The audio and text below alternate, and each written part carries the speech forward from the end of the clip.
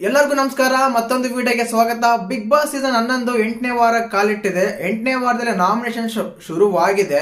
ಅವ್ರು ಕೊಡೋ ರೀಸನ್ಸ್ ಯಾವ ರೀತಿ ಇರ್ತಾವಂದ್ರೆ ಎಷ್ಟು ದರಿದ್ರವಾಗಿರ್ತಾವಂದ್ರೆ, ಒಬ್ರೇನೋ ಬರ್ತಾರೆ, ನನ್ನ ಕಷ್ಟ ಸುಖ ಕೇಳಲಿಲ್ಲ ನೀವು, ಅದಕ್ಕೆ ನಾನು ನಿಮ್ ನಾಮಿನೇಟ್ ಮಾಡ್ತೀನಿ ಅಂತಾರೆ.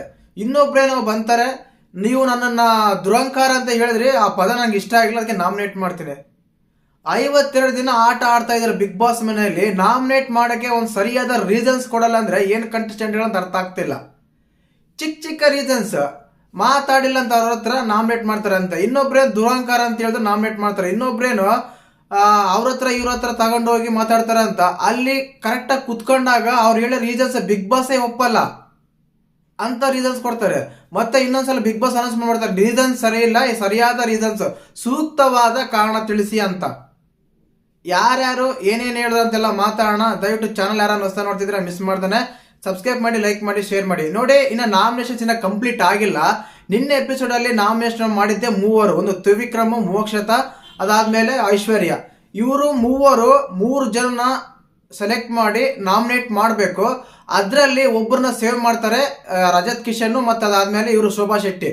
ಅವ್ರು ಕೊಟ್ಟೋ ರೀಸನ್ಸ್ ಅಲ್ಲಿ ಯಾವ್ದಾದ್ರೆ ಸರಿ ಇರಲ್ವೋ ಅವ್ರನ್ನ ಸೇವ್ ಮಾಡಿ ಸರಿ ಇರೋನ ನಾಮಿನೇಟ್ ಮಾಡ್ತಾರೆ, ಅವ್ರಿಬ್ರು ಡಿಸ್ಕಸ್ ಮಾಡಿ. ಅಂತದ್ರಲ್ಲಿ ಫಸ್ಟ್ ಟೈಮ್ ಬರ್ತಾರೆ ಮೋಕ್ಷಿತ್ ಅವ್ರು ಬರ್ತಾರೆ. ಮೋಕ್ಷಿತ್ ಅವ್ರು ಬಂದ್ಮೇಲೆ 3 ಜನ ಅಂತಾರೆ, ಒಂದು ಮಂಜಣ್ಣ, ಧನ್ರಾಜು, ಚೈತ್ರ.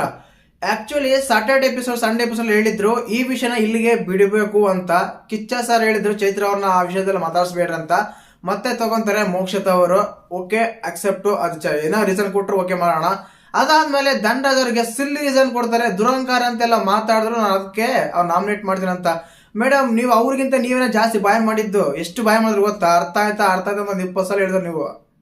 ಆದ್ರಿಂದ ದಂಡದವ್ರನ್ನ ಆ ರೀಸನ್ ಕೊಡ್ತಾರೆ. ಇನ್ನು ಮಂಜಣ್ಣ ಬಗ್ಗೆ ಇಷ್ಟು ದಿನ ಎಲ್ಲ ಚೆನ್ನಾಗಿತ್ತು, ಓಕೆ ಓಪನ್ ಅಪ್ ಆಗಿದ್ದೀರ, ಇಷ್ಟ ಆಯ್ತು, ಓಕೆ ಡನ್. ಬಟ್ ಹೀಗೆ ಯಾಕೆ ಸೇರಿದಿರ ನೀವು? ಅದೇ ಐಶ್ವರ್ಯ ಶಿಶ್ರ ಸೇರಿರ. ಆಕ್ಚುಲಿ ಇವರನ್ನ ಮೇಲು ಸ್ಟ್ರಾಟಜಿ ಗೇಮು ಏನೋ ಮಾತಾಡ್ತಾರೆ, ಅವ್ರು ಏನ್ ಆಡ್ತಾರೆ, ಅವ್ರ ಹತ್ರ ಜೀರೋ ಸ್ಟ್ರಾಟಜಿ ಇದೆ. ಶಶಿರ್ ಹತ್ರ ಮತ್ತೆ ಇನ್ನೊಬ್ರು ಯಾರು ಐಶ್ವರ್ಯ ಇಸ್ ಬೇಬಿ ಡಾಲ್ ಅಷ್ಟೇ, ಸುಮ್ಮನೆ ಶೋಗೆ ಓಡಾಡ್ತಾರೆ ಅಷ್ಟೇ. ಟಾಸ್ಕ್ ಆಗಲಿ, ಆಟ ಆಗಲಿ, ಮಾತಾಡೋದಾಗ್ಲಿ, ಎಮೋಷನ್ ಸ್ಟ್ಯಾಂಡ್ ಆಗಲಿ ಎಲ್ಲೂ ನೋಡೇ ಇಲ್ಲ. ನೀವು ಅಂತ ಜೊತೆ ಸೇರಿದ್ರೆ ಇನ್ನೂ ಡೌನ್ ಆಗ್ತೀರಾ, ಇದಂತೂ ಸತ್ಯ. ತುಂಬಾ ಫ್ಯಾನ್ಸ್ ಇದ್ದಾರೆ ನಿಮ್ಗೆ, ಇಲ್ಲ ಅಂತಲ್ಲ. ಬಟ್ ಯಾವಾಗಾದ್ರೆ ನಾವು ಜೊತೆಗಿರೋ ಸ್ಟ್ರಾಂಗ್ ಆಗಿರ್ತಾರೋ, ಸ್ಟ್ರಾಟಜಿ ಯೂಸ್ ಮಾಡ್ತಾರೋ, ನಮಗೂ ಅದೇ ಆಲೋಚನೆ ಬರುತ್ತೆ, ಆ ರೀತಿ ಆಡಬೇಕು, ಆ ರೀತಿ ಸ್ಟ್ರಾಟಜಿ ಯೂಸ್ ಮಾಡೋಕೆ ಒಂದು ಇದು ಬರುತ್ತೆ. ಅಲ್ಲ, ಟೈಮ್ ಬಂದಾಗ, ಪಾಯಿಂಟ್ ಬಂದಾಗ ನೀವು ಮಾತಾಡೋದು ಬೇರೆ ವಿಷಯ. ಬಟ್ ಇಂಥ ಜೊತೆ ಸೇರಿದ್ರೆ ಇನ್ನು ಡೌನ್ಫಾಲ್ ಆಗ್ತಾರೆ ನೀವು. ಅದಾದ್ಮೇಲೆ ಬರ್ತಾರೆ ನಮ್ಮ ತ್ರಿವಿಕ್ರಮ್ ಅವರು ಮಂಜಣ್ಣನ, ಗೌತಮಿನ, ಅದಾದ್ಮೇಲೆ ಧರ್ಮವನ್ನು ತಗೊಂತಾರೆ. ಈ 3 ಜನನ ತಗೊಂಡಾಗ ಹೇಳ್ತಾರೆ ಅವರು. ಮಂಜಣ್ಣ ಹೇಳ್ತಾರೆ ಏನೋ ವಿಷಯ ಬಂದಿತ್ತು, ಏನೋ ಮಾತಾಡಿದ್ರ ಅಂತ. ಆಕ್ಚುಲಿ ಅಲ್ಲಿ ಏನಾಗುತ್ತೆ ಅಂದ್ರೆ, ಭವ್ಯ ಅವ್ರನ್ನ, ತ್ರಿವಿಕ್ರಮ್ ಅವ್ರನ್ನ ಸಪ್ರೇಟ್ ಆಗಿ ಮಾತಾಡ್ತಾ ಇಲ್ಲ, ಇಬ್ರು ಕ್ಲೋಸ್ ಇದ್ದಾರೆ, ಒಂಥರ ಲವರ್ ತರ ಟ್ರೀಟ್ ಮಾಡ್ತಾರೆ ಅನ್ನೋ ಲೆವೆಲ್ಗೆ ಬಂದಾಗ ಚೈತ್ರ ಸ್ಟೋರಿ ಹೇಳಿದಾಗ ಅಲ್ಲಿ ಹೇಳ್ತಾ ಇದ್ರು, ಅಲ್ಲ ಅಲ್ಲಿ ತ್ರಿವಿಕ್ರಮ್ಗೆ ಏನೋ ಕ್ಲಿಯರ್ ಕಟ್ ನಮ್ಗೆ ಗೊತ್ತಾಗುತ್ತೆ, ಚೈತ್ರ ಅವ್ರು ಹೇಳಿದ್ದು ಭವ್ಯ ಮತ್ತು ತ್ರಿವಿಕ್ರಮ್ ಬಗ್ಗೆ ಅಂತ. ಅದರಲ್ಲಿ ಮುಚ್ಚುಮರೆ ಏನಿದೆ?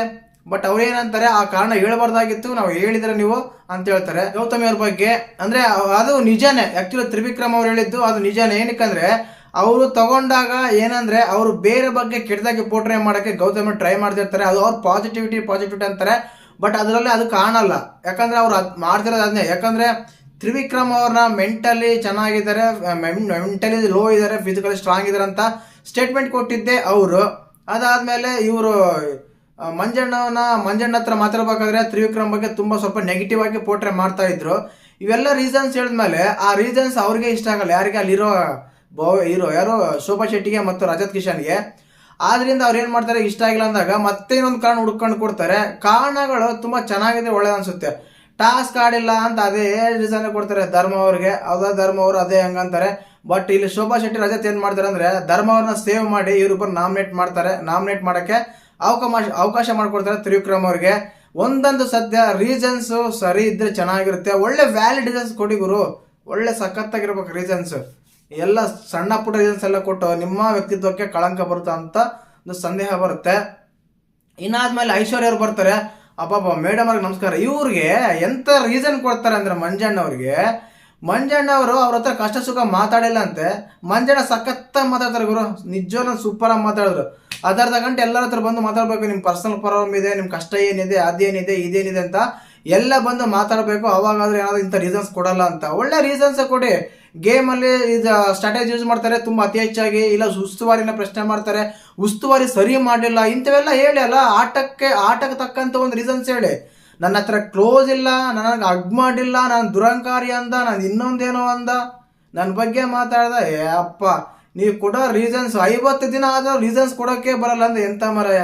ಇನ್ನೊಂದು, ಗೌತಮ್ ಹೆಸರು ತಗೊಂಡಿರ್ತಾರೆ, ಗೌತಮಿಗೆ ಅಷ್ಟೇ ಕೊಡೋ ರೀಸನ್ಸ್ ಸರಿ ಇಲ್ಲದ ಕಾರಣ ಅವ್ರು ನಾಮಿನೇಟೇನೆ ಮಾಡಲ್ಲ ಅಲ್ಲಿರೋ ರಜತ್ ಮತ್ತೆ ಆಮೇಲೆ ಶೋಭಾ ಶೆಟ್ಟಿ.